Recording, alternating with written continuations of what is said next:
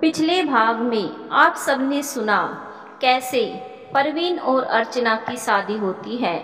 बड़ा परिवार होने के कारण एक घर में सब एडजस्ट नहीं हो पाए तो परवीन और अर्चना अपना एक घर खरीदते हैं। घर बहुत सस्ता मिलता है तो वे कुछ जांच पड़ताल नहीं करते घर के बारे में और उसमें रंग रोगन और पुताई करवाते हैं और नहीं यह जानकारी लेते कि पहले इस घर में कौन रहता था, उनके साथ क्या हुआ था वगैरह वगैरह। उनके अड़ोस पड़ोस से पता चलता है कि उसे घर में एक आत्मा रहती है। अर्चना को वह आत्मा दिखाई भी देती है पर वे ज़्यादा ध्यान नहीं करती। मकान का कार्य पूरा होने पर गृह प्रवेश के लिए जब अर्चना सभी पड़ोस में कार्ड देने जाती है तब एक सुनीता नाम की औरत उसे मकान की सच्चाई अर्चना को बताती है। उस मकान की सच्चाई जानेंगे आज के भाग में, तो चलिए आगे की कहानी शुरू करते हैं। जय श्री कृष्ण, जय श्री राधे, ओम नमः शिवाय, जय माता दी। 12-13 साल पहले वह मकान खंडर पड़ा था। काफ़ी पुरानी बिल्डिंग थी, दादा परदादा के ज़माने की। औरत की आत्मा दादा परदादा के ज़माने से भटक रही है। अर्चना को आश्चर्य हुआ, अरे नहीं, वो कोई भूतिया खंडर नहीं था। फिर वो औरत नया मकान बनने के बाद उसमें आ गई। अर्चना जल्द से जल्द उस औरत को जानना चाह रही थी। सुनीता जी बताने लगी, उस खंडर को 70-75 साल के तुलसी नामक एक भले सज्जन व्यापारी आदमी ने खरीद लिया और उस पर बढ़िया सा मकान बनवा लिया। तुम्हारी तरह उन्होंने भी ठेकेदार को मकान बनवाने का पूरा जिम्मा सौंप दिया था। जब पूरा मकान पूरी तरह से तैयार हो गया तब तुलसी की फैमिली उसमें रहने आई। तुलसी की फैमिली में उनकी बीवी, एक बेटी जिसकी शादी हो चुकी थी, एक बेटा माधव, बहू दुर्गा, 3 और 8 वर्ष के पोता पोती थे। इसके अलावा उनका करीब 16-17 साल का एक नौकर था, दीनू। वह हकलाता था। वह बहुत छोटे थे जब वह बहुत छोटा था, जब से उनके यहाँ काम कर रहा था। सुनीता जी बोल रही थी और अर्चना सुन रही थी। अभी तक की कहानी में अर्चना को भटकती आत्मा के विषय में कोई जानकारी नहीं मिली थी। अरे अर्चना, तुमको मैं क्या बताऊं? जिस दिन वो फैमिली उस मकान में रहने आई उसके तीसरे दिन ही बेचारे तुलसी जी की पत्नी की एक्सीडेंट से मौत हो गई। ओहो, ये तो बहुत बुरा हुआ, अर्चना ने कहा। लेकिन ये सामान्य एक्सीडेंट नहीं था। फिर अर्चना हैरान हुई दिख रही थी। सुनीता जी बोली, तुलसी जी की पत्नी बेचारी, वह आधी रात में किचन में पानी लेने के लिए उठी थी। सुबह उनकी बहू ने देखा कि वह बाहर गेट के आगे जमीन पर पड़ी है। उनकी आंखें खुली हुई थी, बस सर में थोड़ी चोट थी। तुरंत डॉक्टर को बुलवाया गया। डॉक्टर ने उनकी नब्ज देखी, फिर बोले कि इनमें तो जान ही नहीं बची है। डॉक्टर ने बताया कि बहुत ज़्यादा दिमाग पर जोर देने के कारण उनको ब्रेन हैमरेज हो गया था। ओहो, यह तो बहुत बुरा हुआ, अर्चना के मुंह से निकला। सुनीता जी ने तुरंत कहा, गजब तो तब हुआ अर्चना, जब 10 दिन बाद फिर तुलसी जी को भी उसी तरह आधी रात के बाद ब्रेन हैमरेज हुआ। वह भी बिस्तर पर सुबह मृत पड़े मिले। सुनीता जी की बात सुन अर्चना के माथे पर बल पड़ गए। एक के बाद एक मौत, वह भी बिल्कुल एक ही तरह से। ऐसे कैसे? सुनीता जी ने कहा, वही तो पूरा मोहल्ला सोच रहा था कि यह कैसे संभव हो सकता है। लेकिन नए मकान में एक के बाद एक हुई 2 मौतों ने सबका दिल दहला दिए थे। डॉक्टर ने बताया, दोनों की मौत की वजह एक ही है, यानी बहुत ज़्यादा दिमाग पर ज़्यादा जोर देने के कारण ब्रेन हैमरेज हुआ है। उन्होंने कुछ तो ऐसा देखा जिसमें एकदम से घबरा गए और दिमाग पर ज़्यादा ही जोर लगाया। लेकिन किससे डर गए थे वे दोनों बुजुर्ग? अर्चना की हैरानी बढ़ती जा रही थी। सुनीता जी ने कहा, वही तो किसी की समझ नहीं आ रहा था कि नए मकान में रहने के लिए आए इस खुशहाल परिवार पर ये कहर आखिर क्यों टूटा। अर्चना ने आतुरता से पूछा, आंटी आप बता रहे थे कि दीनू ने मकान में एक औरत की आत्मा को देखा था। वही बताने वाली हूँ। तुलसी के बेटा बहू ने एक के बाद एक अपने माँ बाप की मृत्यु को मात्र संयोग मान धीरज धर लिया था। हालांकि तुलसी जी और उनकी पत्नी इतने कैसे घबरा गए थे कि उनको ब्रेन हैमरेज हो गया। यह बात माधव और दुर्गा को पता नहीं चल रही थी। यह सब तो उस रात सामने आया जब एक रात आंधी आई, जोर जोर से हवा चल रही थी। उनके यहाँ किचन की खिड़की खुली रह गई थी तो वो जोर से खड़खड़ा रही थी, जिससे माधव की नींद खुल गई। वो कमरे से निकलकर बाहर आया और किचन में सोए दीनू को आवाज लगाई कि घोड़े बेचकर सो रहे हो, इतनी तेज आंधी आ रही है, खिड़की के पल्ले टूट जाएंगे, बंद करो उठकर। माधव की आवाज़ सुनकर दीनू जाग गया और उठकर बैठ गया। हो करती आंधी के धूल भरे थपेड़े दीनू के मुंह पर पड़े तो दीनू आंख मलता हुआ उठकर खिड़की बंद करने लगा। तभी वो खिड़की छोड़कर पूरी ताकत से चिल्लाते हुए किचन से बाहर भागा। खौफजदा दीनू दौड़कर माधव से चिपक गया। बौखलाए हुए दीनू को देखकर माधव ने पूछा, क्या हो गया, ऐसे क्यों डरकर चीख रहा है? दीनू की ऐसी हालत थी कि लग रहा था किसी भी पल दहशत से इसकी आंखें फटकर बाहर आ जाएगी। उसके मुंह से बोल नहीं निकल रहे थे, उसकी टांगें कांप रही थी। माधव ने दीनू के कंधों को पकड़कर जोर से झिंझोड़ा, तब जाकर दीनू के मुंह से बोल फूटा। क्या बताया दीनू ने? अर्चना की जिज्ञासा बढ़ रही थी। अरे इतनी जल्दी दीनू कहाँ बोल पाता। वह अपनी कांपते हुए उंगली उठाकर किचन की तरफ इशारा करने लगा। वे क्या क्या क्या हुआ? तुम दोनों आधी रात में इतना शोर क्यों मचा रहे हो? बच्चे जाग जाएंगे। इतना शोर सुनकर दुर्गा भी कमरे से बाहर आ गई थी। दुर्गा ने लाइट जला दी तो सफ़ेद रोशनी में सब कुछ साफ साफ दिखने लगा। क्या हुआ, बोलता क्यों नहीं? माधव ने दीनू का कान पकड़कर कहा। पसीने से तरबतर दीनू का गला सूख गया। बड़ी मुश्किल से खांसते हुए हकला कर बोला, वाह वाह वाह, एक औरत है।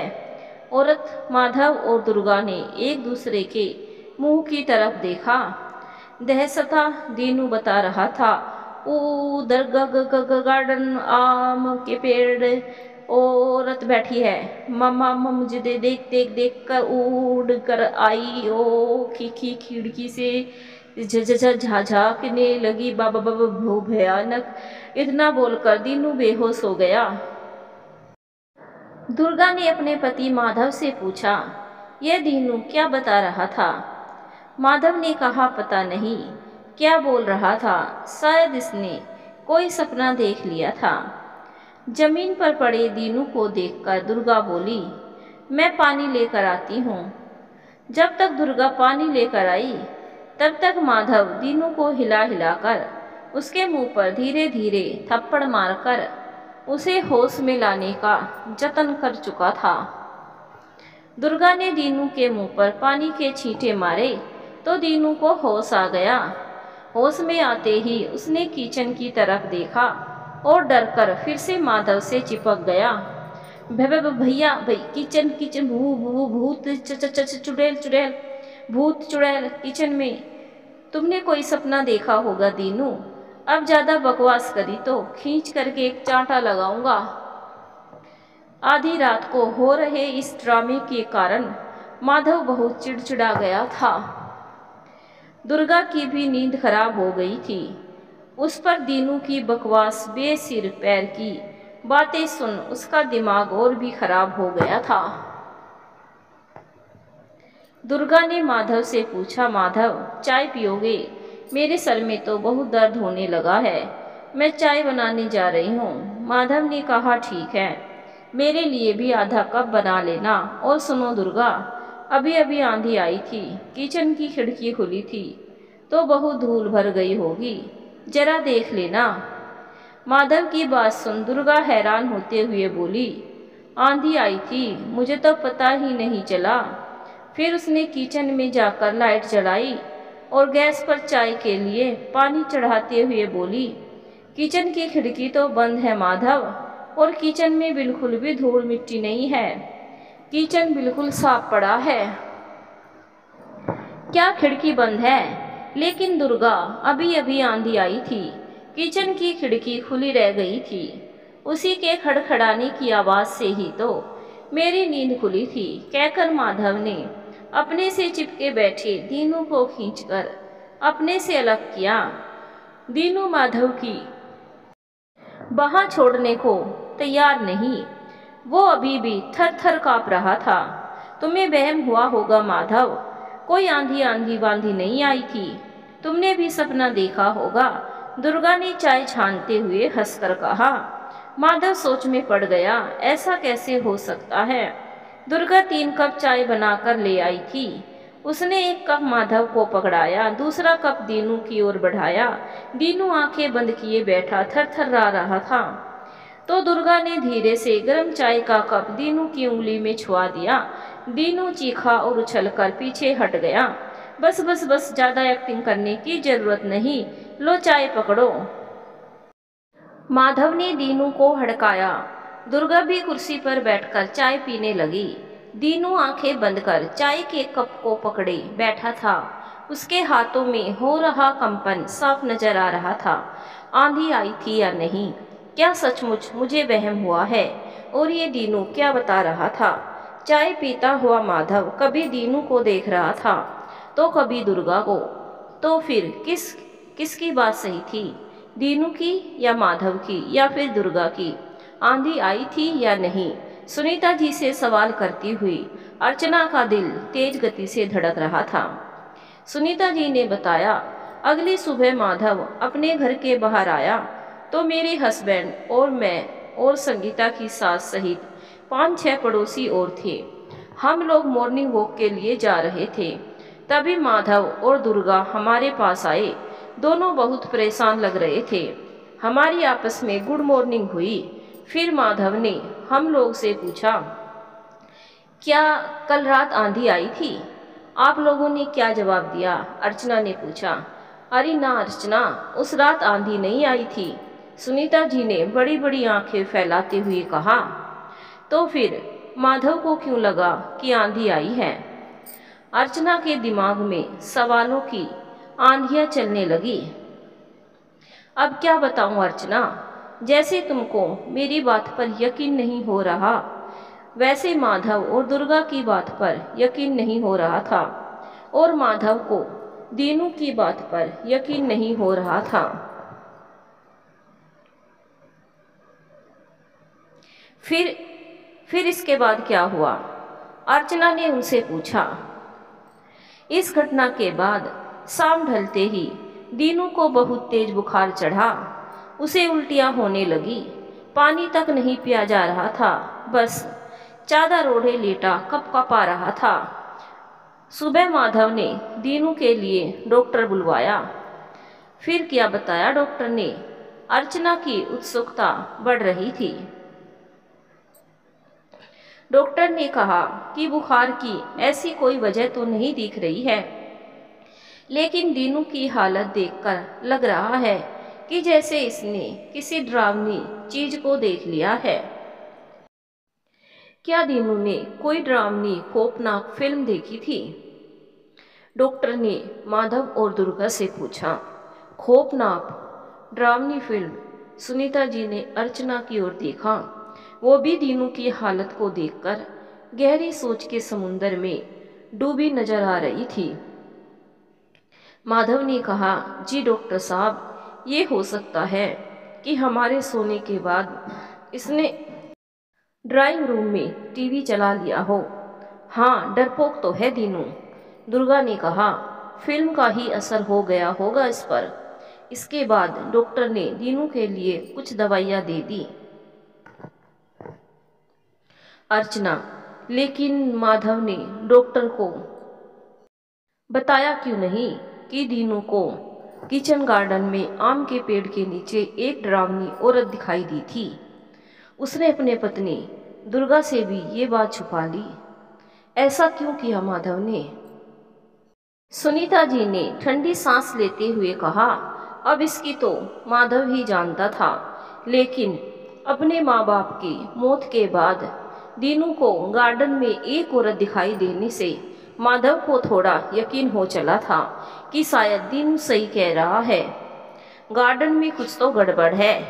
माँ पापा को रात में ही ब्रेन हैमरेज हुआ। उनकी आंखें भी भय से फटी हुई दिख रही थी। और अब दीनू, इसके बाद क्या हुआ? अर्चना ने सुनीता जी से पूछा। हालांकि सुनीता जी के मुंह से यह बातें सुन के अर्चना को चक्कर सा महसूस होने लगा था। दिमाग में एक के बाद एक दृश्य स्वनिर्मित होते जा रहे थे।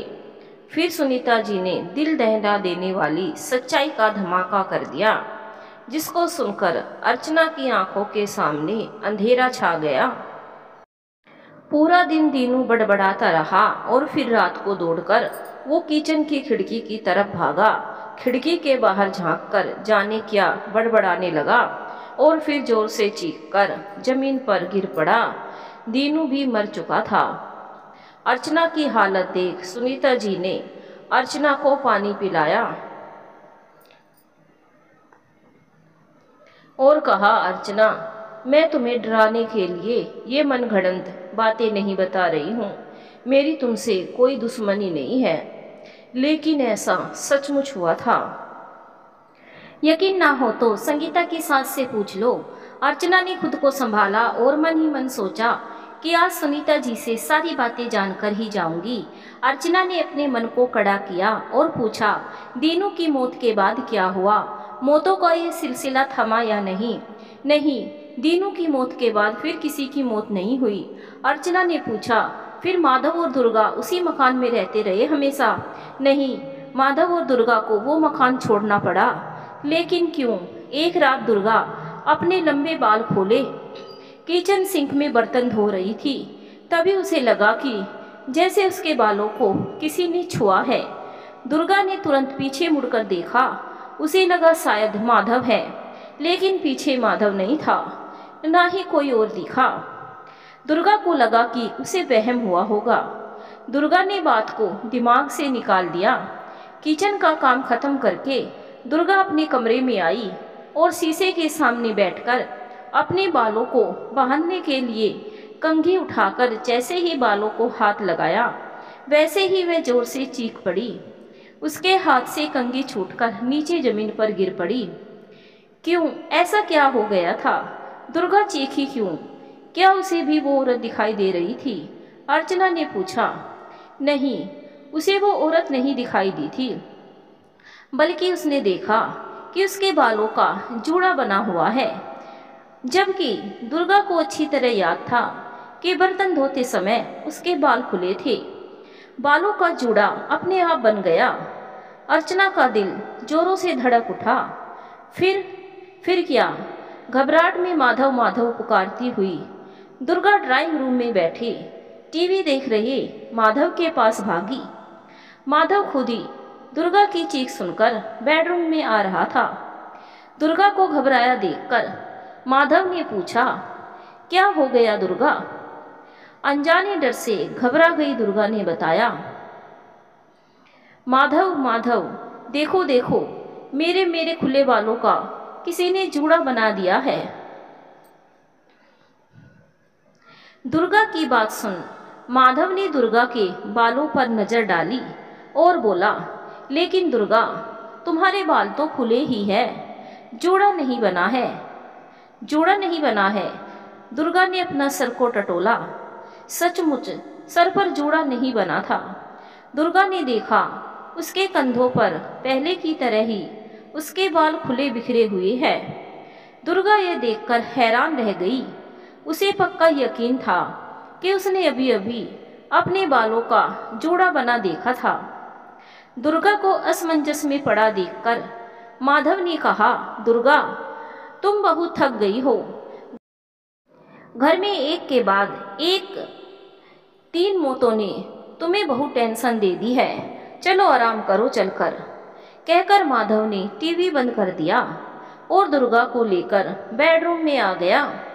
रात का 3रा पहर था। दुर्गा और माधव गहरी नींद में थे। तभी माधव की नींद खुल गई। उसे लगा कि अभी अभी हवा के हल्के झोंके के साथ कोई उसके कानों में गुनगुनाता हुआ निकल गया। माधव को अपने मुंह पर ठंडी हवा के झोंके का साफ साफ आभास हुआ था। माधव चुपचाप पड़ा रहा। अगली रात माधव, दुर्गा और उसके दोनों बच्चे गहरी नींद में सो रहे थे। तभी बहुत जोर से एक आवाज, एक धमाका जैसा सुनाई दिया। ऐसा लगा कोई दीवार गिर गई है। उस धमाके की आवाज सुनकर उन चारों लोगों की नींद खुल गई। सब उठकर कमरे के बाहर आए और पूरा घर देख डाला कि आखिर इतनी जोर से धमाके की आवाज कहाँ से आई है। मगर घर में कोई, दीवार तो छोड़ो, एक छोटा सा सामान भी जमीन पर गिरा नहीं पड़ा मिला। सुनीता जी की बातें सुनती हुई अर्चना को ना चाहते हुए भी उन पर विश्वास होने लगा था। उसके बाद एक घटना ऐसी हुई कि माधव और दुर्गा उसी रात वह मकान छोड़कर चले गए। क्यों, ऐसी क्या बात हो गई थी जिसके कारण उन्होंने नया बनवाया हुआ मकान छोड़ दिया, जबकि 3 मौतों के बाद भी वो उस मकान में रह रहे थे।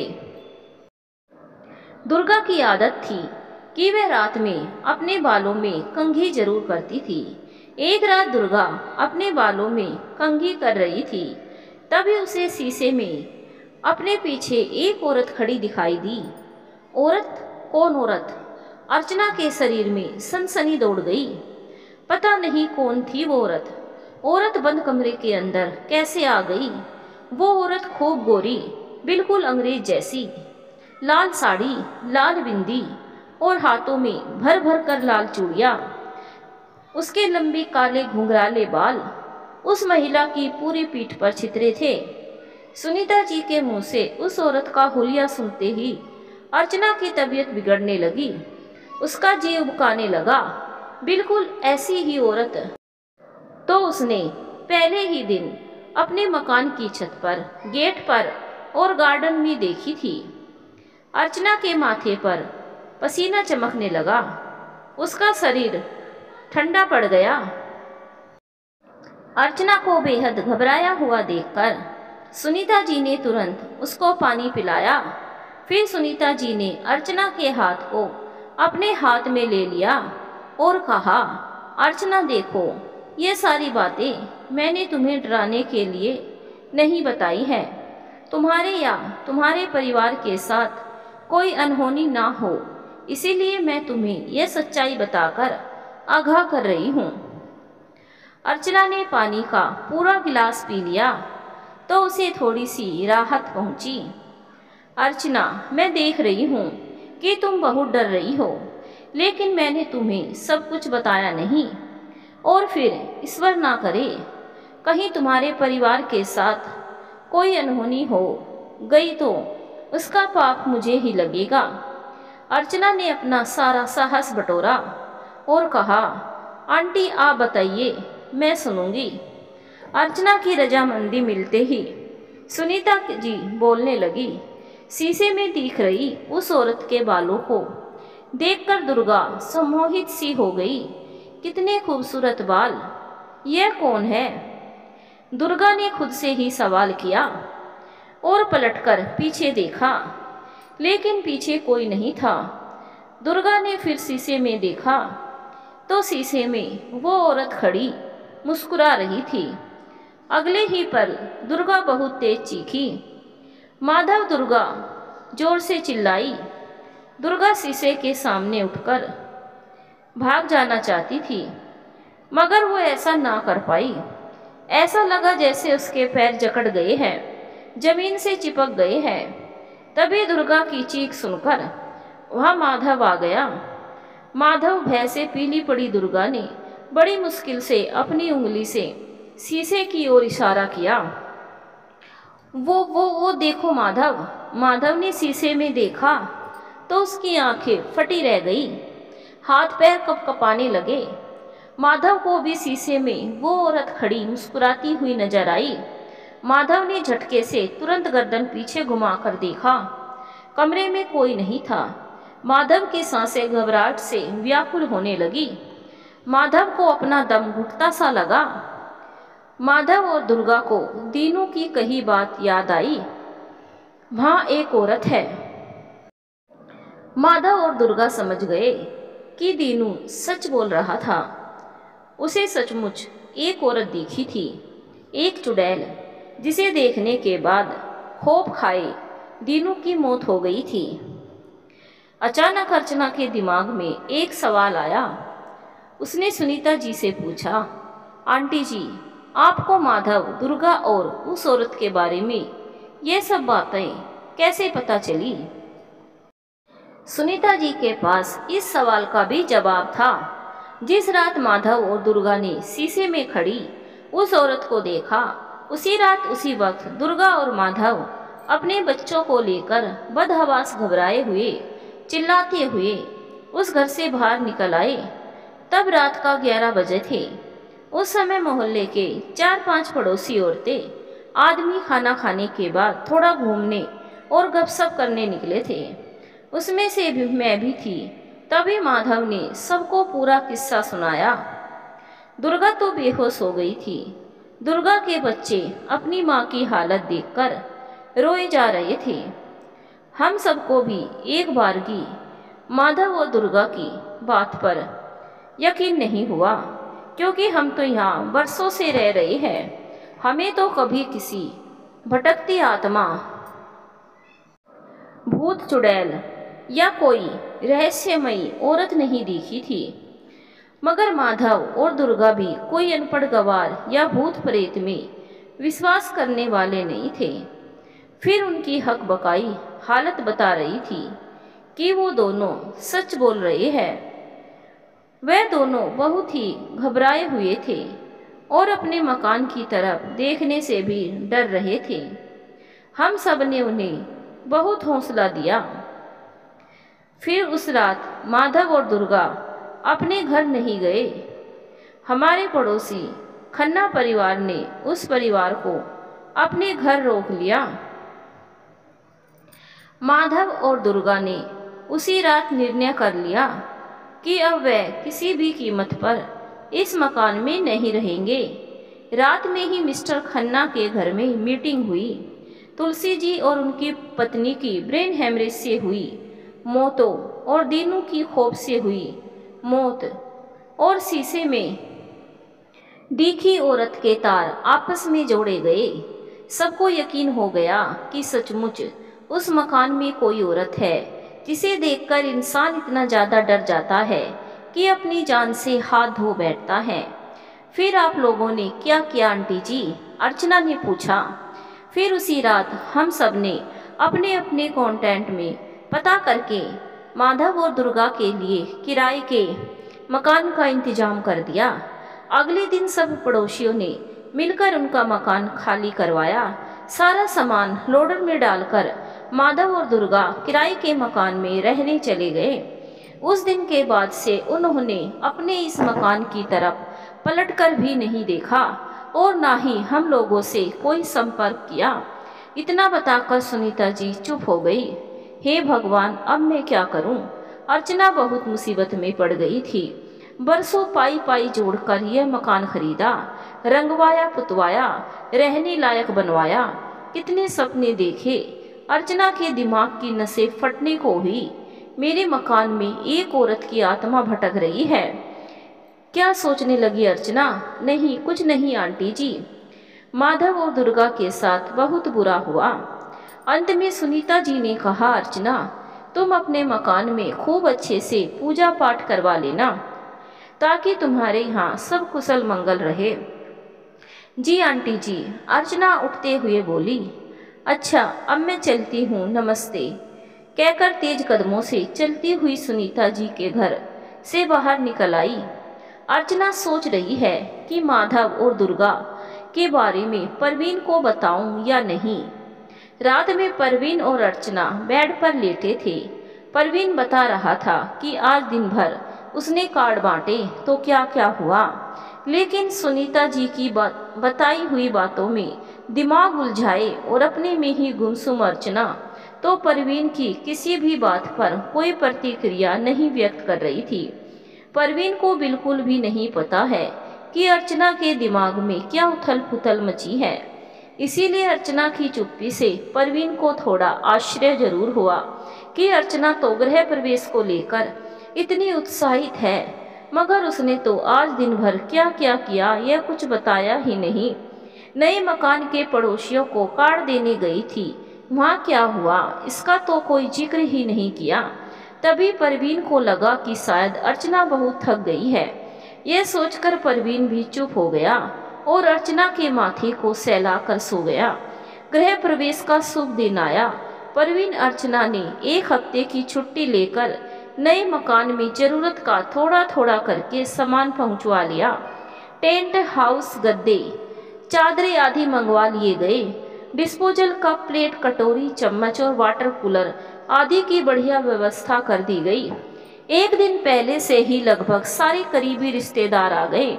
अपने सहयोगियों के साथ हलवाई भी सुबह से ही आ गया और दिए गए मेन्यू के हिसाब से नाश्ता, खाना, मिठाई आदि बनाने की तैयारियों में मशगूल हो गया। रिश्तेदार सब परिवार सहित पधार चुके हैं। परवीन, अर्चना का नया मकान और लोकेशन सबको बहुत पसंद आए। पूरा मकान बच्चों की चहचहाट से गूंज रहा है। एक कमरे में पुरुष मेहमान चाय नाश्ता करते हुए देश दुनिया की चर्चा में तल्लीन थे, तो औरतों के पास तो चर्चाओं के गपशप में के अनगिनत विषय थे। बहुत ही बढ़िया हंसी खुशी का माहौल चल रहा था। जरूरत का थोड़ा थोड़ा करके सामान पहुंचा लिया। टेंट हाउस के गद्दे, चादरें आदि मंगवा लिए गए। डिस्पोजल कप, प्लेट, कटोरी, चम्मच और वाटर कूलर आदि की बढ़िया व्यवस्था कर दी गई। एक दिन पहले से ही लगभग सारे करीबी रिश्तेदार आ गए। अपने सहयोगियों के साथ हलवाई भी सुबह से ही आ गया और दिए गए मेन्यू के हिसाब से नाश्ता, खाना, मिठाई आदि बनाने की तैयारियों में मशगूल हो गया। रिश्तेदार सब परिवार सहित पधार चुके हैं। परवीन, अर्चना का नया मकान और लोकेशन सबको बहुत पसंद आए। पूरा मकान बच्चों की चहचहाट से गूंज रहा है। एक कमरे में पुरुष मेहमान चाय नाश्ता करते हुए देश दुनिया की चर्चा में तल्लीन थे, तो औरतों के पास तो चर्चाओं के गपशप के अनगिनत विषय थे। बहुत ही बढ़िया हंसी खुशी का माहौल चल रहा था। परवीन अपने पिताजी को भी व्हील चेयर के साथ ही ले आया था। दिन भर चाय, पकौड़े, नमकीन आदि का सेवन करते हुए हंसी मजाक, बातें बातें करते, खाना खाते हुए कब रात के 12 बज गए किसी को पता ही नहीं चला। पता नहीं कितनी देर तक महफिल जमी रही। सबके लिए सोने की बढ़िया व्यवस्था कर दी गई थी। बड़े हॉल में जमीन पर गद्दे डलवा कर साफ सुथरी चादर बिछा दी गई। इसमें आदमियों के साथ साथ छोटे बच्चे भी सो गए। बाकी कमरों में से औरतों ने अपनी मनपसंद कमरे चुने और आराम से लेट गई। सुबह 5 बजे का अलार्म बजते ही अर्चना की नींद खुल गई। वो उठकर बैठ गई। आसपास की औरतें अपनी रोज की पानी, सफाई, बर्तन, खाना आदि की टेंशन से फ्री होकर खर्राटे लेती हुई सो रही थी। सबको आराम से सोता देख अर्चना धीरे से मुस्कुराई। अर्चना के पास ही उसकी बेटी सो रही थी। अर्चना ने बेटी के सर पर हाथ फिराया और उसे ठीक से चादर उड़ा दी। बेटा हॉल में परवीन के साथ सो रहा था। अर्चना धीरे से उठकर कमरे के बाहर आई तो देखा किचन से कुछ आवाजें आ रही हैं। अर्चना ने सोचा, इतनी सुबह किचन में कौन है, क्या कर रहा है। अर्चना ने किचन में आकर देखा कि उसकी सासू जी रसोई की अलमारियों में कुछ ढूंढ रही है। जय श्री कृष्ण मम्मी जी, कुछ चाहिए आपको? अर्चना ने पूछा। अर्चना की सासू जी ने कहा जय श्री कृष्णा बहू, तुम उठ गई? हाँ बहू, मैं बिस्कुट ढूंढ रही थी। तुम्हारे पापा को बिस्कुट पानी दे दूं तो वे सुबह वाली दवा खा ले। अर्चना ने लपक कर काउंटर के नीचे बनी दराज में से स्टील का एक डिब्बा निकाल कर उसे खोल दिया और अपनी सासू जी को दिखाते हुए बोली, मम्मी इसमें कई तरह के बिस्कुट है, ले लीजिए। अर्चना की सासू जी ने एक पैकेट बिस्कुट निकाल लिया। अर्चना ने पूछा, मम्मी आप चाय पियोगी? बना दूं? अरे नहीं नहीं बहू, तुमको तो पता है पूजा पाठ करने के बाद ही मैं कुछ खाती हूँ। ऐसा करो बहू, तुम पहले स्नान कर लो, फिर मैं स्नान कर लूँगी, उसके बाद कथा की तैयारी शुरू करते हैं। पंडित जी 9 बजे आ जाएंगे ना? जी मम्मी जी, पंडित जी 9 बजे आ जाएंगे, मैं नहा लेती हूँ। पंडित जी के आने तक लगभग सभी रिश्तेदार स्नान कर चुके थे। प्रसाद के लिए पंजीरी और पंचामृत बनाने के बाद हलवाई ने रास्ते में पनीर की पकौड़ी और सूजी का हलवा बना दिया था। जिन मेहमानों का मन हो रहा था वो नाश्ता ले रहे थे, लेकिन कुछ मेहमानों ने कथा सुनने के बाद ही नाश्ता करने का मन बनाया। परवीन और अर्चना गांठ जोड़कर भगवान सत्यनारायण भगवान की कथा सुनने बैठ गए। कुछ ही देर में पड़ोसी औरतों का आगमन शुरू हो गया। पड़ोस वाली सुनीता जी, संगीता और शिवानी भी कथा श्रवण के लिए आ गई थी। उन्हें देखते ही अर्चना ने मुस्कुराकर सर हिलाकर उनका अभिवादन कर बैठने का इशारा किया।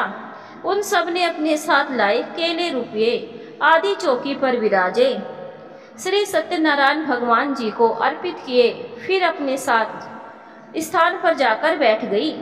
शिवानी, संगीता आदि पड़ोसियों को देखकर तो अर्चना बहुत खुश हुई ही, लेकिन अपने मकान में किसी औरत की भटकती आत्मा का किस्सा सुनाने वाली सुनीता जी को अपने घर आया देख अर्चना को बहुत सुकून मिला। सबने श्रद्धापूर्वक भगवान सत्यनारायण की कथा सुनी, फिर पंडित जी से कलावा बंधवाकर प्रसाद लिया। कथा सुनने के बाद फिर से नाश्ता, चाय पानी, बातचीत, हंसी ठिठोली का कार्यक्रम चल निकला। कथा के बाद सभी पड़ोसी ने घर जाने के लिए तैयार थी, लेकिन अर्चना ने उन्हें रोक लिया और नाश्ता करने का आग्रह किया। हालांकि सभी पड़ोसिन नाश्ता करके ही आई थी, लेकिन अर्चना के बहुत आग्रह करने पर उन्होंने फिर से थोड़ा सा गरम गरम सूजी का हलवा और पोहा खा लिया। शाम को पार्टी में सहपरिवार सबको आने की याद दिलाकर अर्चना ने पड़ोसियों को विदा किया। चूँकि रात को पार्टी में हैवी खाना होगा, इसीलिए दोपहर के खाने में तहरी बनाने के लिए हलवाई से कह दिया गया, साथ में चटनी, रायता, पापड़ और सलाद भी। घर में हो रही धूमधाम, चहल पहल और चारों तरफ छाई खुशहाली के वातावरण में सबको बहुत अच्छा लग रहा था। देखते ही देखते खाने का टाइम भी हो गया। देसी घी पड़ी गर्मा गर्म तहरी सबने खूब पेट भर कर खाई और फिर आराम से लेट गए। आदमी रोज के काम धंधे की टेंशन भूलकर मेहमान नवाजी का मजा ले रहे थे और औरतें बीते जमाने की खट्टी मीठी यादें शेयर कर रही थी। पार्टी टाइम आ गया, सब सज धज कर तैयार हो गए, हाथों में छोटे बड़े गिफ्ट पकड़े। मेहमानों का आगमन शुरू हो गया। मकान की बड़ी सी छत पर खाने का कार्यक्रम था। एक और डीजे भी चल रहा था। बच्चों की टोली डांस फ्लोर पर मस्त थी। सभी मेहमानों, मित्रगणों, पड़ोसियों के आने के बाद परवीन और अर्चना ने केक काटा। फिर डीजे पर बड़ों के डांस का कार्यक्रम शुरू हुआ।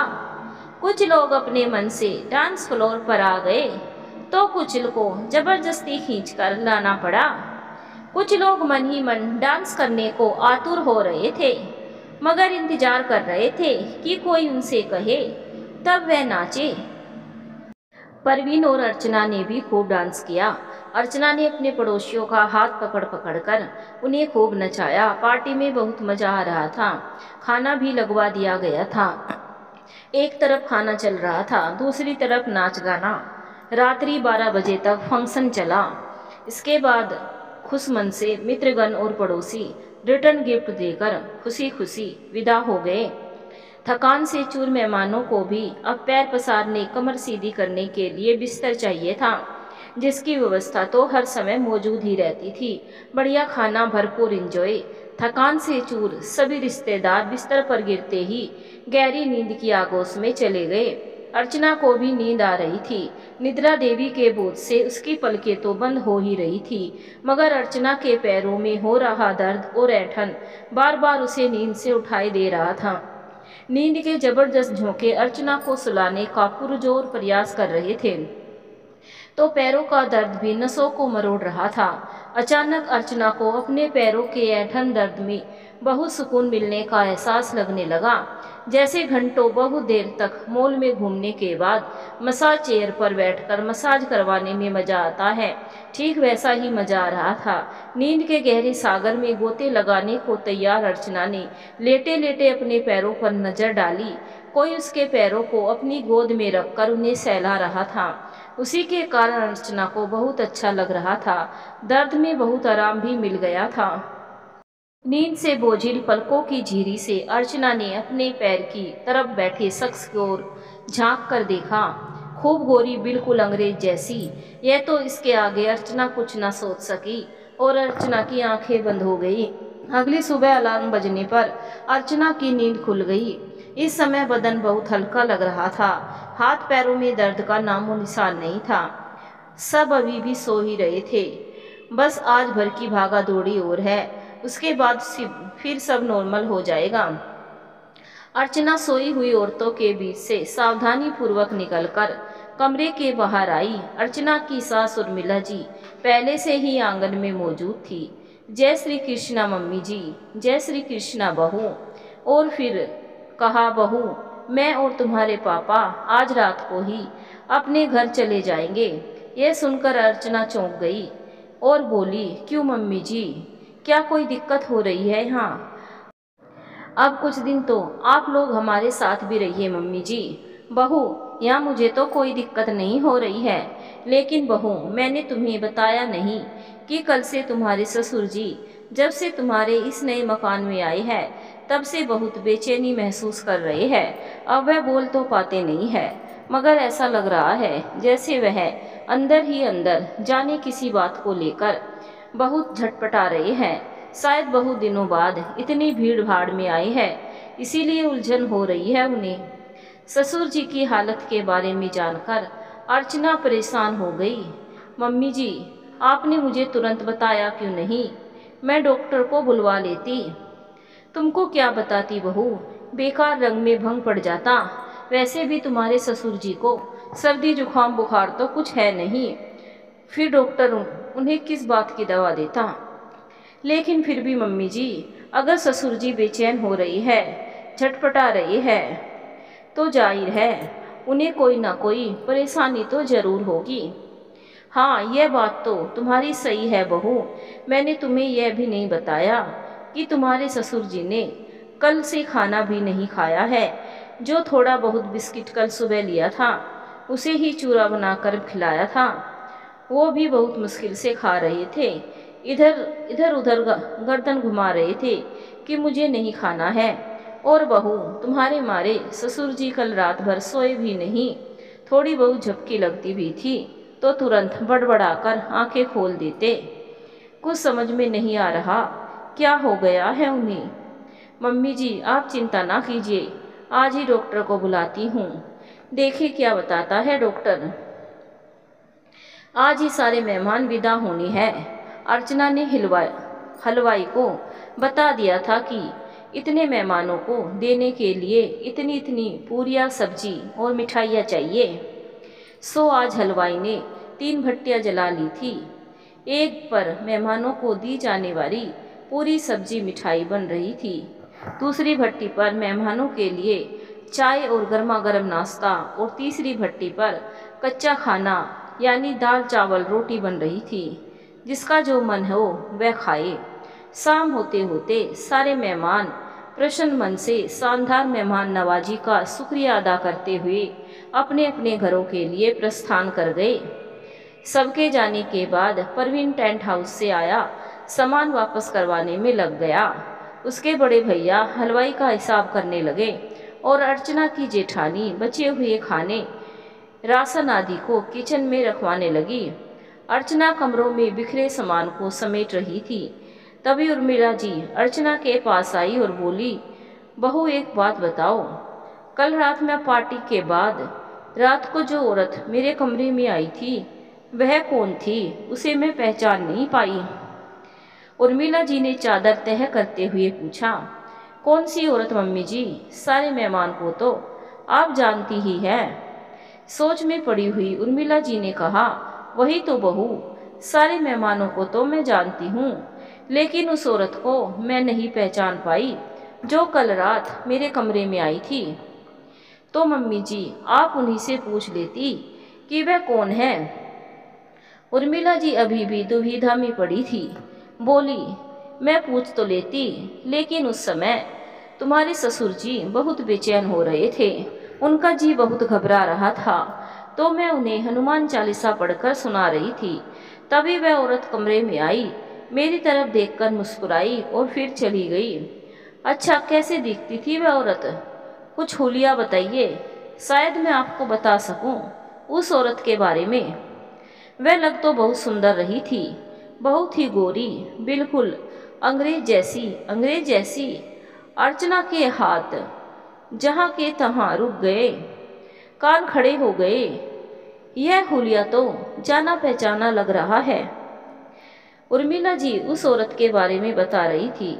लाल साड़ी, लाल बिंदी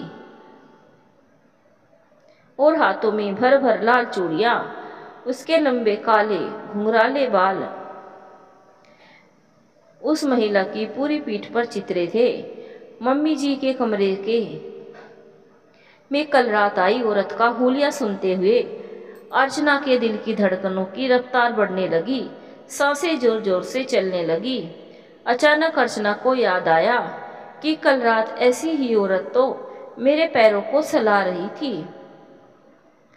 ये तो वही औरत है जो पहले दिन मुझे ऐसी ही औरत दिखी थी। ऐसी ही औरत के बारे में तो सुनीता जी ने भी बताया था। ऐसी औरत माधव और दुर्गा को दिखी थी। खिड़की के पर्दे सही करती हक्की बक्की खड़ी अर्चना एकाएक पसीने से तरबतर हो गई। उसकी टांगें कांपने लगी। अर्चना का सर चकराया और वह जमीन पर धम से बैठ गई। अर्चना को अपना सर फटता सा महसूस हुआ। उसने दोनों हाथों से कसकर अपना सर पकड़ लिया। तो क्या यह वही औरत है? तुलसी जी और उनकी बीवी को भी दिखी थी। दीनू ने भी उस औरत को देखा और उसी औरत का कोप उन तीनों की मौत का कारण बना। कहीं उस औरत का अगला शिकार मम्मी जी या पापा जी है? कल रात मम्मी जी को वो औरत दिखने का क्या कारण हो सकता है? इन सभी सवालों से परेशान अर्चना जोर से चीखी, नहीं। क्या हुआ बहू? क्या क्या हुआ? तुम चीखी क्यों? अर्चना की हालत देखकर उर्मिला जी घबरा गई। उन्होंने तुरंत परवीन को आवाज दे दी। माँ की पुकार सुन परवीन के साथ उसके बड़े भाई और भाभी भी आ गए। अर्चना को जमीन पर अस्त व्यस्त बदहास बैठे देख वो तीनों चौंक पड़े। क्या हुआ अर्चना? अर्चना के पास जमीन पर बैठकर परवीन उसकी हथेलियां रगड़ने लगा। मैं पानी लाती हूँ। अर्चना की जेठानी पानी लेने दौड़ गई। परवीन के बड़े भाई ने अर्चना की ओर देखते हुए कहा, लग रहा है अर्चना को बहुत ज्यादा थकान के कारण कमजोरी आ गई है। बड़े भाई ने अपनी पत्नी को आवाज देकर पानी में ग्लूकोज लाने को कहा। परवीन ने अर्चना को उठाकर बेड पर लिटा दिया। हालांकि अर्चना कह रही थी कि मैं चल लूंगी, पर अर्चना को पसीने से भीगी देख उर्मिला जी ने कहा, लग रहा है बहू का ब्लड प्रेशर लो हो गया है, कहीं चक्कर खाकर गिर ना पड़े। इसीलिए अपनी माँ के कहने पर परवीन ने अर्चना को उठा लिया। अर्चना ग्लूकोज पीती हुई उस औरत के बारे में सोच रही थी। वो औरत अभी तक इस मकान में क्यों है? आखिर वो लोगों को दिखती क्यों है? क्या चाहती है वो? अर्चना ने मनी मन कुछ कठिन फैसले लिए। पहला तो ये कि किसी को भी उस औरत के बारे में नहीं बताना। दूसरा ये कि इस मकान को नहीं छोड़ना। तीसरा ये कि उस औरत की हकीकत जानकर रहूंगी। अर्चना ने ग्लूकोज पीकर गिलास साइड में रख दिया। अब कैसा लग रहा है बहू? उर्मिला जी ने अर्चना के सर पर हाथ फेर कर पूछा। अपने लिए फैसलों के बाद अर्चना खुद के भीतर खूब आत्मविश्वास महसूस कर रही थी। उसने मुस्कुरा कर कहा, अब मैं बिल्कुल सही हूँ मम्मी जी। अर्चना की हालत में सुधार देखकर सबको राहत मिली। इसी बीच अर्चना ने एक निर्णय और ले लिया था कि अगर मम्मी जी आज अपने घर वापस जाना चाह रही है तो वो उन्हें रोकेगी नहीं, क्योंकि मम्मी जी ने बताया कि जब से ससुर जी इस घर में आई है तब से बहुत बेचैनी महसूस कर रहे हैं। हो ना हो इस बात का उस रहस्यमयी औरत से कोई ना कोई कनेक्शन जरूर है। अब वो अपने सास ससुर की जिंदगी को खतरे में नहीं डाल सकती। अर्चना की तबीयत ठीक तो लग रही है, फिर भी उर्मिला जी ने कहा, अर्चना तुम कहो तो 2-1 दिन और रुक जाती हूँ। नहीं मम्मी जी, अब मैं बिल्कुल ठीक हूँ। आप पापा जी का ख्याल रखिए, वो यहाँ रहेंगे तो कुछ खा पी नहीं पाएंगे। यहाँ का काम मैं, परवीन और बच्चे मिलकर धीरे धीरे समेटते रहेंगे। उसी रात को खाना खाकर अर्चना के सास ससुर, जेठ जेठानी, उनके बच्चे सब लोग अपने पुराने घर लौट गए। गृह प्रवेश का कार्यक्रम सफलतापूर्वक संपन्न हो चुका था। अब अर्चना के मन में एक बात बार बार आ रही थी कि जैसे सुनीता जी ने उस औरत के कारण हुई मौतों और माधव दुर्गा के मकान छोड़ देने की कहानी बताई, वैसे क्या परवीन को किसी पड़ोसी ने उस औरत के बारे में कुछ भी नहीं बताया होगा। अर्चना को इस बात पर आश्चर्य भी था, साथ ही सुकून भी कि परवीन इन बातों से अनजान है, वरना उसे भी टेंशन हो जाती है। लेकिन किसी भी खौफ का सामना करने के लिए अर्चना ने खुद को मानसिक तौर पर खूब मजबूत कर लिया।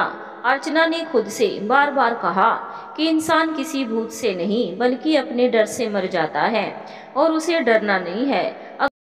अगर वह औरत इस मकान में है तो उसकी कोई ना कोई वजह जरूर होगी और इस वजह को मैं जान कर रहूंगी, चाहे इसके लिए मुझे उस औरत से बात ही क्यों ना करनी पड़े। वैसे भी उस औरत ने मुझे डराया नहीं है, मुझे देखकर मुस्कुराती है, इसकी भी तो कोई वजह होगी। कहीं और औरत मुझसे कुछ बताना तो नहीं चाहती, मुझसे कोई मदद तो नहीं चाहती। आखिर क्या है इस रहस्यमयी औरत का राज। रात हुई, बच्चों ने खाना खाया और सो गए। वैसे तो बच्चों का अलग कमरा था, लेकिन परवीन और अर्चना ने निर्णय लिया कि जब तक बच्चे नए माहौल से पूरी तरह परिचित नहीं हो जाते तब तक वह सब एक साथ एक ही कमरे में सोएंगे। कमरे में 2 दीवान पड़े थे जिस पर बच्चे सो रहे थे। परवीन और अर्चना का खाना खाने का बिल्कुल मन नहीं था, इसीलिए दोनों ने सिर्फ 1 गिलास दूध पिया और लेट गए। परवीन ने अर्चना का हाथ थामकर कहा, अर्चना, अपना घर होने का हमारा सपना सच हुआ, अब हमारा भी अपना एक घर है। अर्चना मुस्कुराते हुए बोली, हाँ परवीन, हमारा सपना पूरा हुआ। कितना सुंदर है यह घर। हाँ अर्चना, अपना घर होने का हमारा ये सपना तो पूरा हो गया। अब सिर्फ बच्चों का करियर बनाने की जिम्मेदारी बची है। बच्चे भी बड़े हो जाएंगे और वह भी अपना नया आशियाना बना लेंगे। तब हम बूढ़े बुढ़िया इस मकान में अकेले रहेंगे, सारी जिम्मेदारियों से मुक्त होकर एक टेंशन फ्री जिंदगी जिएंगे, पोता पोती खिलाएंगे। इंसान की आदत है एक सपना पूरा होते ही दूसरा सपना देखने लगता है। परवीन और अर्चना एक दूसरे के ऊपर हाथ रखकर सो गए। कमरे में पीला नाइट बल्ब जल रहा था। दोनों गहरी नींद में थे। एकाएक रोने सुबकने की धीमी धीमी आवाज अर्चना के कानों में आने लगी, जिससे अर्चना की नींद टूटने लगी, मगर उसने आंखें नहीं खोली। नींद में डूबी अर्चना ने सोचा पड़ोस में कोई बच्चा रो रहा है। वो फिर नींद में डूबने लगी, मगर डूब नहीं पाई। इस बार अर्चना को अपनी आंखें खोलनी ही पड़ी, क्योंकि अब सुबकने रोने की आवाज अर्चना के कानों के बिल्कुल पास से आ रही थी। ऐसा लगा कोई बहुत करीब आकर रो रहा है, सुबक रहा है। अर्चना ने एकदम से अपनी आंखें खोल दी। आंखें खोलते ही अर्चना को जो दिखा उसे लगा जैसे किसी ने उसकी छाती से कलेजा नोचकर निकाल लिया है। अर्चना के बेड के सिरहाने यानी कि बहुत पास वही औरत जमीन पर बैठी सुबक रही थी। उस औरत को अपने इतना करीब बैठा देख अर्चना के पैरों से लेकर सर तक बिजली कौंध गई। शरीर में एक करंट सा दौड़ गया। अर्चना दम साधे लेटी रही। वो औरत अर्चना की ओर अजीब तरीके से आंखें मिलाकर देखती हुई सुबक रही थी। पीली रोशनी में झक सफेद औरत को देखकर अर्चना की चीख निकलने ही वाली थी कि अर्चना ने खुद को संभाल लिया और कसकर आंखें बंद कर ली। आंखें बंद करते ही रोने सुबकने की आवाज आनी बंद हो गई, मगर फिर भी अर्चना आंखों को भींचे लेटी रही। अर्चना का दिल धक धक कर उछल रहा था। जब काफी देर तक कोई आवाज नहीं आई तो अर्चना ने धीरे से थोड़ी सी आंखें तिरछी कर परवीन को देखा। वो आराम से सो रहा था। फिर अर्चना ने आंखें घुमाकर बच्चों पर निगाह डाली। बच्चे भी आराम से सो रहे थे। काफी देर तक अर्चना आंखें बंद किए लेटी रही, मगर फिर से सुबकने रोने की आवाज सुनाई नहीं पड़ी। धीरे धीरे अर्चना भी सो गई। अगली सुबह बच्चों को स्कूल जाना था और परवीन को भी अपने काम पर निकलना था। अर्चना की आज की छुट्टी अभी बाकी है। अर्चना ने शिवानी की ही सफाई वाली गीता को अपने यहाँ भी लगा लिया था। सुबह 7 बजे गीता काम करने हाजिर हो गई। जब गीता साफ सफाई कर चुकी तब अर्चना ने उसे चाय बनाकर दे दी। चाय पीते हुए गीता ने कहा, अर्चना भाभी,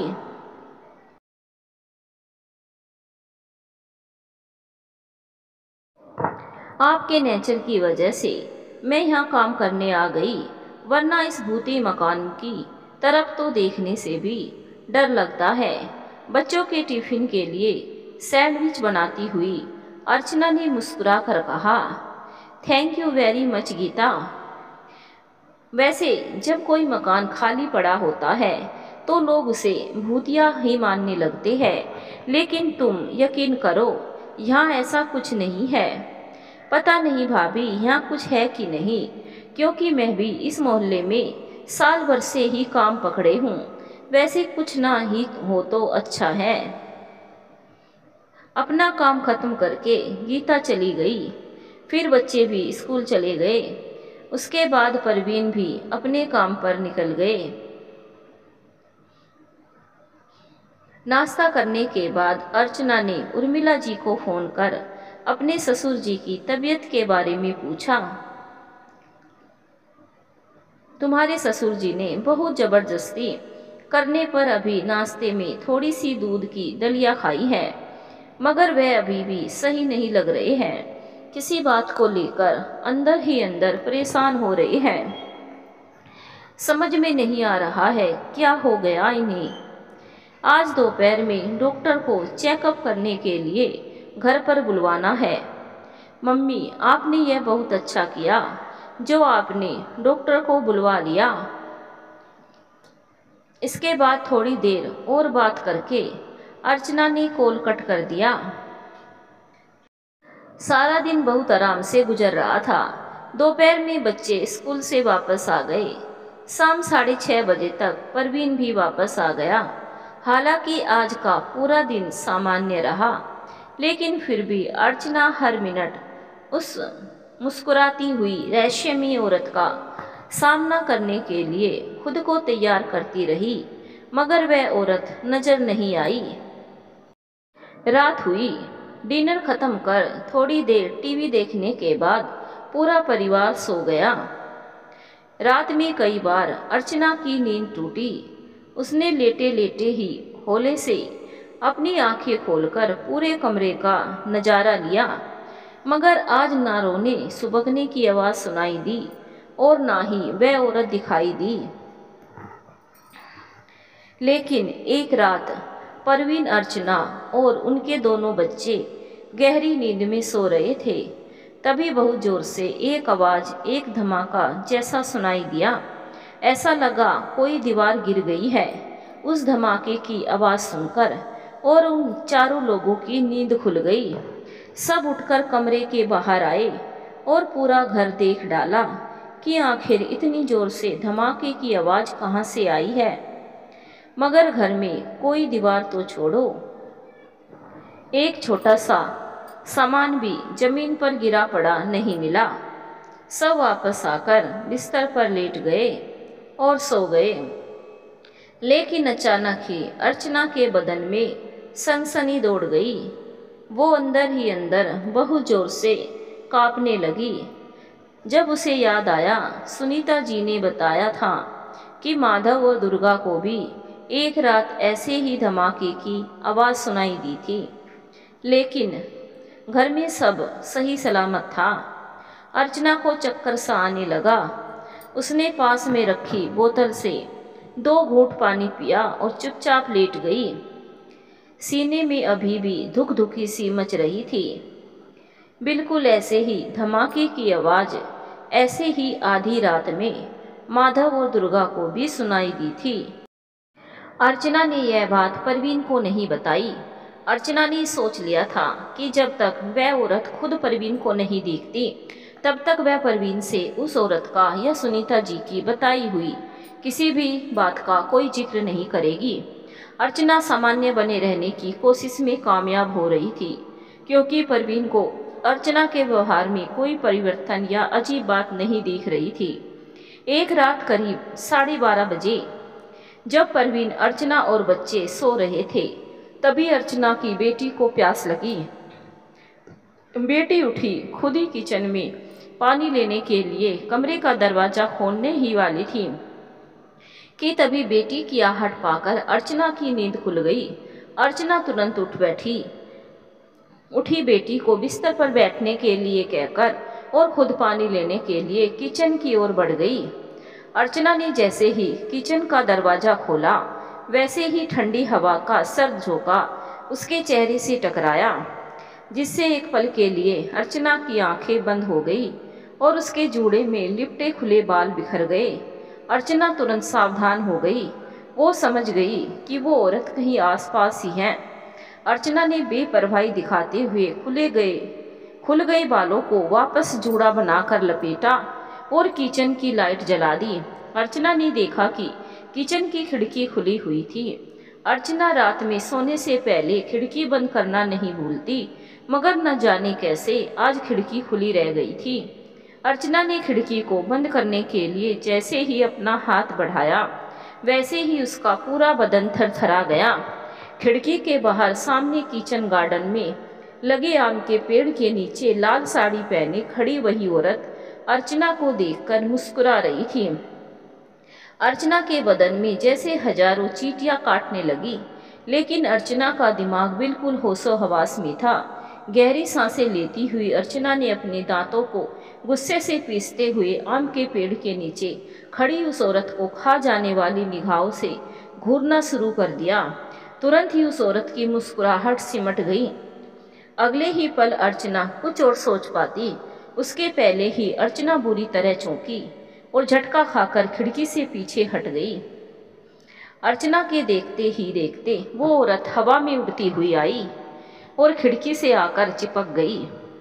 खिड़की की सलाखों को पकड़े लटकी हुई वो औरत अपनी गर्दन को दाएं बाएं करते हुए अर्चना को देखकर बड़े अजीब तरीके से मुस्कुरा रही थी। उसकी लाल साड़ी हवा में लहरा रही थी और उसके बाल ऐसे लग रहे थे जैसे उसके सर से सैकड़ों की संख्या में फुफकारते हुए पतले पतले लंबे लंबे काले सांप निकल रहे हैं। अर्चना हिम्मत करके वहीं खड़ी रही। फिर उसने अपना पूरा साहस बटोरा और बिजली की सी फुर्ती से अपने दोनों हाथ बढ़ाकर जल्दी से खिड़की बंद कर दी। अर्चना को यकीन नहीं आ रहा था कि उसने एक चुड़ैल से टकराने की हिम्मत की है। अर्चना ने अपनी आंखें बंद कर स्वयं को नियंत्रित किया। फिर बेटी के लिए आरओ से पानी लिया और कमरे में आ गई। बेटी सो रही थी। अर्चना ने बेटी को जगाया और पानी पीने के लिए कहा तो उन्नींदी में बैठी बोली, मम्मी, आंटी ने पानी पिला दिया है। आंटी? अर्चना चौंकी। कौन आंटी? अर्चना ने नींद से भरी बेटी के कंधे को पकड़कर हिलाया। वही लाल साड़ी पहने सुंदर आंटी कहकर बेटी बिस्तर पर लुढ़क गई। पानी का गिलास थामे अर्चना का हाथ कांपने लगा। आगे अर्चना क्या करेगी? क्या वह बचा पाएगी अपने परिवार को उस चुड़ैल से? जानेंगे कहानी के अगले भाग में। कहानी का अगला भाग सुनने के लिए चैनल को सब्सक्राइब जरूर करें, वीडियो को लाइक भी जरूर करें और वीडियो को शेयर भी जरूर करें। मिलेंगे कहानी के अगले भाग में। धन्यवाद दोस्तों।